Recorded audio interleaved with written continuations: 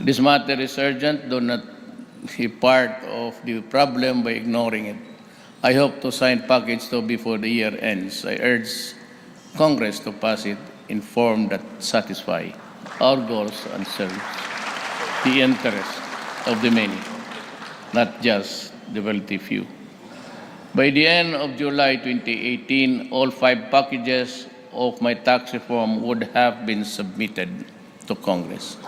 Apart from train, rice tariffication, and package 2, they include the mining, alcohol, and tobacco tax increase, reform in property valuation, reform in capital income and financial taxes, and an amnesty program. I urge Congress to take them seriously and pass them in succession, for there is no chance that we can deliver our promises without an equitable tax system.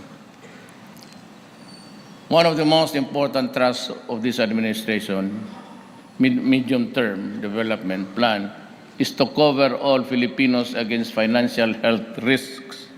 That is why I have directed concerned agencies to streamline the various sources of financial assistance for the people with health-related needs. We're currently institutionalizing the unified implementation of the no-balance billing policy, through which the government and our private healthcare providers can work out a system that will provide an order of charging of medical expenses. Much needs to be done to improve our healthcare system, which remains highly fragmented, resulting in disparity in health outcomes between the rich and the poor, and in the urban areas and rural. While investments in health have increased over the several years, several policy and operational bottlenecks have constrained universal health care for this country. We shall pool our resources for health services under the Philippines Institutionalized Primary Care as a prerequisite to access higher level of health care and supplement human resource gaps in the LGUs through a national health workforce support system.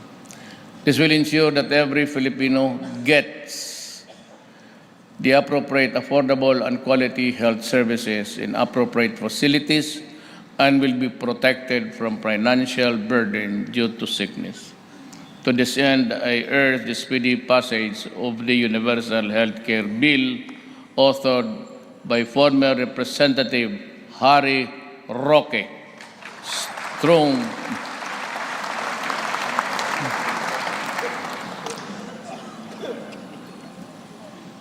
Strong political determination, not political ambition, is the guiding light. I have no illusions of occupying this office one day longer than what the Constitution under which I was elected permits, or under whatever constitution there might be. 4 administrations before me have tried to amend the Constitution to be able to introduce amendments and revisions to the Charter, but none of them was successfully done for one reason or another. I therefore consider it a distinct honor and privilege to have received earlier from the consultative committee that I created a federal constitution that will truly embody the ideal aspirations of all the Filipino people. I thank all the members of the committee, especially those who came out from their retirement, for their valuable services in crafting this draft federal constitution. I would like to extend my particular gratitude to former Chief of Justice Renato Pono and former Senate President Aquilino Pimentel Jr. I am confident that the Filipino people will stand behind us as we introduce this new fundamental law that will not only strengthen our democratic institutions but also create an environment where every Filipino, regardless of his social status, religion, or ideology, will have an equal opportunity to grow and create a future that he or she can proudly bequeath to the succeeding generations. My countrymen, I will not bore you with the litany of this administration's projects completed otherwise in the process. That would be too self-serving. I have instead caused to be prepared a written report on what was and what has been done in the months and probably in the years to come. The report shall be made available within the next few days. I was informed that satellite facilities were set up by the Presidential Communications Operations Office in certain far-flung barangays.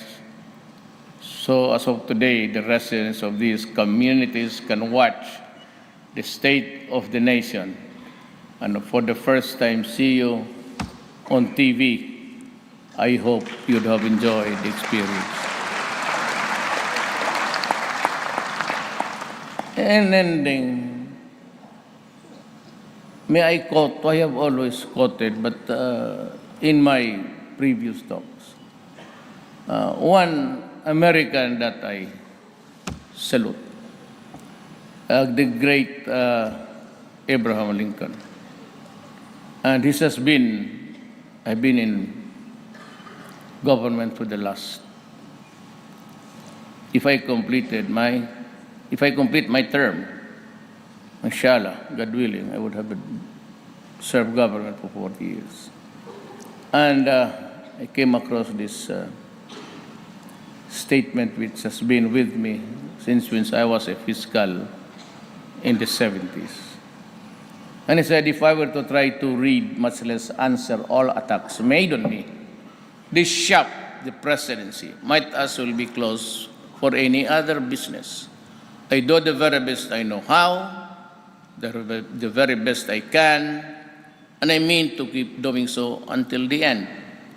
If the end brings me out all right, what has been said against me won't amount to anything. But if the end brings me out wrong, 10 angels of God swearing that as I was right would make no difference. Dakang salamat kaninyong tanan.